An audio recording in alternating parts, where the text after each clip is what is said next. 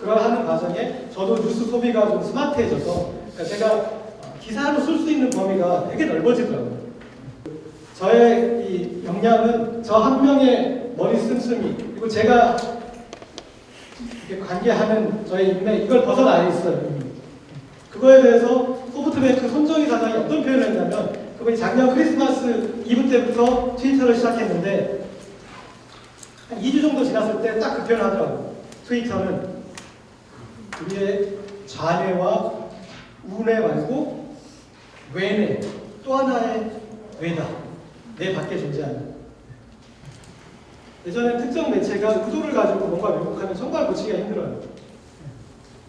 그런데 여기에서는 많은 사람들이 거기서 작전회의 하지 않거든요.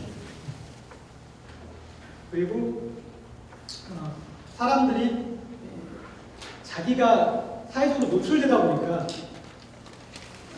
행동을 좀 더 조심해요. 익명적인 게시판보다는 훨씬 더 순화되어 있고. 그래서 예전에 이 특정 매체가 어떤 의도를 가지고 왜곡하는 것보다는 그런 왜곡은 적어요. 그리고 수많은 그 왜곡의 수정자들이 있어요. 그건 아니다. 정보들을 그때그때 줘가지고 하는. 그리고 이거에 대한 정보에 대한 수정, 오류에 대한 수정 기능이 훨씬 빨라요. 그런데 제가 몇 번의 이제 이런 것들을 겪어보면서 이제 이 안에 역량은 이 담을 벗어났구나. 그러니까 밖에 이 한 방향으로 움직이지 않는 다수와 여기에 한 방향으로 움직이는 소수가 영향을 줄 수 있는 대로 가버렸구나. 느낀 걸 최근에 이제 올해 들어서 몇 개의 에피소드로 느꼈어요. 그 중에 하나가 그 김용철 변호사가 쓴 삼성을 생각한다는 책이에요. 그 책을 이제 최근에 냈는데 그 책이 그 트위터 밖의 세상에서는 기사도 별로 안 나오고 광고는 아예 안 나왔어요. 그거 해주고 삼성 광고 못 받느니 그냥 그 책 광고를 안 받고 말겠다.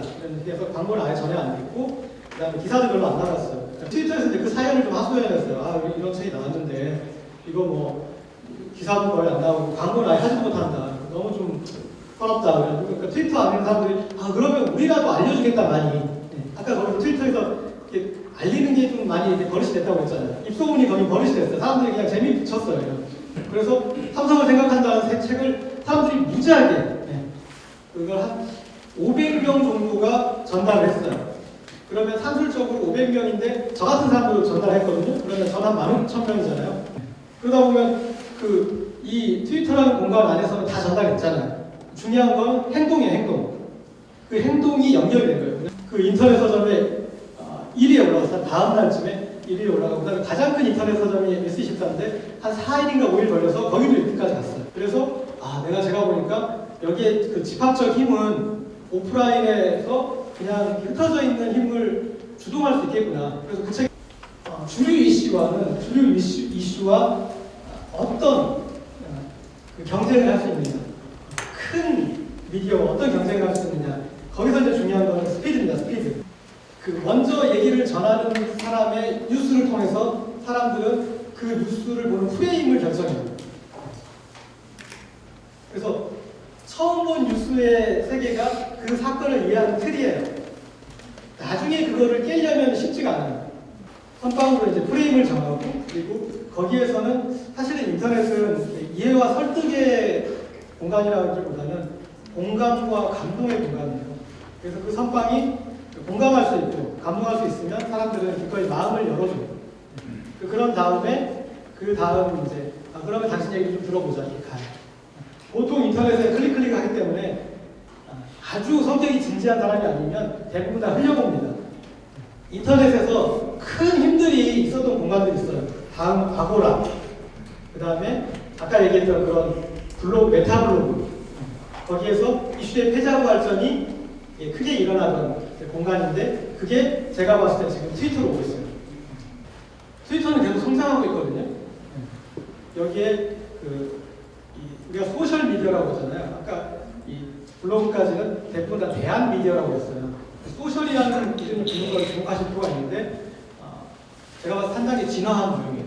더 흔히 말하는 인공지능이 다 있는 거죠. 사람들이 집단적으로 더 이 모형을 잘 좋게 만들어내고 있어요. 그래서 제가 이제 단언하자면 우리가 인터넷으로 이용하면은 인터넷에 이메일 쓰고 그리고 뭐 메신저 서비스도 쓰고 다음 카페도 써보고 블로그도 해보듯이 사람들이 대부분 이용하게 될 서비스예요. 그것은 트위터가 아닐 수도 있어요. 비투데이일 수도 있고 뭐 다음에 사람들 요즘일 수도 있고 또 다른 서비스로 수도 있지만 그 서비스로 가게 돼 있어요.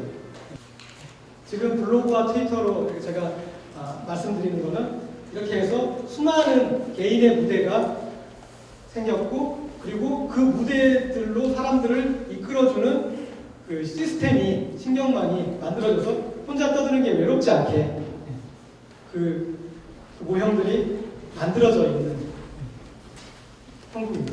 그럼 그 무대가 다 필요하느냐? 사람들이 이렇게 물어볼 수 있을 것 같아요. 저는 하늘의 별을 보라고 하늘의 별을 혹시 구조조정해야 되겠다는 생각을 해보시면 별이 너무 많은 것 같아요. 그래서 별이 좀 너무 많으니 이거 좀 몇 개 좀 털어내야 될 것 같아. 은하수가 이게 좀 너무 화내. 이게 사람들이 그렇게 생각하나? 아니잖아요.